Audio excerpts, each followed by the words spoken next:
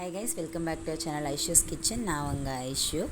So இன்றைக்கி வந்து அமாவாசை, அதனால் வந்து இன்னும் டிஃப்ரெண்ட்டாக பூசணிக்காய் சாம்பார் ட்ரை பண்ணலாம் அப்படின்னு சொல்லிட்டு நான் ட்ரை பண்ணியிருக்கேன். ஸோ வாங்க எப்படி இருந்ததுன்னு சொல்லிட்டு பார்க்கலாம். நான் வந்து பூசணிக்காய் வாங்கி குட்டி குட்டியாக சின்னதாக நறுக்கி வச்சுக்கிட்டேன். 10லேருந்து 20 போல் சின்ன வெங்காயம், 4 பச்சை மிளகா, 2 தக்காளி, கொஞ்சம் புளி ஊறிட்டுருக்கு. பருப்பு வந்து நல்லா வேக வச்சு எடுத்துக்கிட்டேன். அடுப்பில் ஒரு பாத்திரம் வச்சுக்கோங்க. சமையல் எண்ணெய் தான், கடலெண்ணெய். எண்ணெய் நல்லா காஞ்சதும் நம்ம அரிஞ்சு வச்சுருக்க வெங்காயம், பச்சை மிளகா ஃபஸ்ட்டு போட்டு வணக்கிக்கலாம். ரொம்பலாம் வணக்கணும்னு தேவையில்லை, ஜஸ்ட்டு வணக்கினா போதும். அப்புறம் இருக்க 2 தக்காளி அதையும் போட்டு கொஞ்சம் வணக்கிக்கோங்க. ஒரு வணக்கியாச்சு.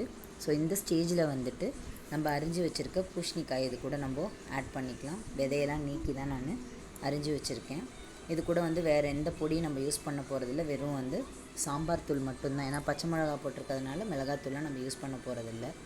குழம்புக்கு தேவையான அளவு தண்ணி ஊற்றிக்கலாம். ஊற்றி நல்லா கிளறி விட்டுக்கோங்க. இந்த ஸ்டேஜில் வந்து குழம்புக்கு நம்ம வேக வச்சுருக்கோம் இல்லைங்களா பருப்பு, அதையும் இது கூட நம்ம ஆட் பண்ணிடலாம். இந்த மாதிரி ஓகே. இந்த ஸ்டேஜில் வந்து நம்ம உப்பு ஆட் பண்ணிப்போம். உப்பு ஆட் பண்ணி நல்லா கிளறி விட்டுக்கோங்க. குழம்பு நல்லா கொதித்து வரட்டும், வெயிட் பண்ணலாம். நம்ம குழம்பு நல்லா கொதித்து வரும்போது நம்ம கரைச்சி ஊற வச்சுருக்க புளியை கரைச்சி இதோடு நம்ம சேர்த்துக்கலாம். இப்போ குழம்புக்கு தேவையான தாளிப்பு பத்தெல்லாம் 4 பட்டை மிளகா நான் எடுத்து வச்சுருக்கேன். கடுகு, உளுத்தம்பருப்பு, சீரகம், வெந்தயம் எல்லாம் ஒரு டீஸ்பூன். எண்ணெய் ஊற்றிக்கோங்க. ஒரு பாத்திரம் வச்சு எண்ணெய் ஊற்றிக்கோங்க. அது கூட வந்து இன்றைக்கி நான் நெய் ஆட் பண்ணுறேன். ஸோ நெய் ஆட் பண்ணி நம்ம செய்யும்போது குழம்பு வந்து டேஸ்ட் வந்து நல்லாயிருக்கும். ஸோ எல்லாமே நல்லா காஞ்சி வந்துருச்சு.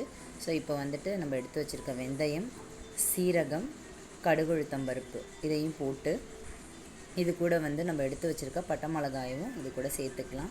சேர்த்துட்டு இந்த ஸ்டேஜில் வந்து நம்ம பெருங்காயம் சேர்த்துக்கலாம். பெருங்காயம் வந்து டைரெக்டாக குழம்புல சேர்த்தாலும் அது ஒரு டேஸ்ட்டாக இருக்கும். இப்படி எண்ணெயோட சேர்த்தாலும் அது டிஃப்ரெண்ட் டேஸ்ட்டாக இருக்கும். ஸோ ஒரு கொத்து கருவேப்பிலை போட்டு தாளித்து குழம்பு நல்லா கொதிச்சுக்கிட்டுருக்கு. இந்த ஸ்டேஜில் வந்து நம்ம ஆட் பண்ணிடலாம். அவ்வளோதான் ஃப்ரெண்ட்ஸ். கடைசியாக கொஞ்சம் மல்லித்தலையை தூவி இறக்கிட்டால் சூப்பரான பூசணிக்காய் சாம்பார் ரெடி. தேங்க்யூ.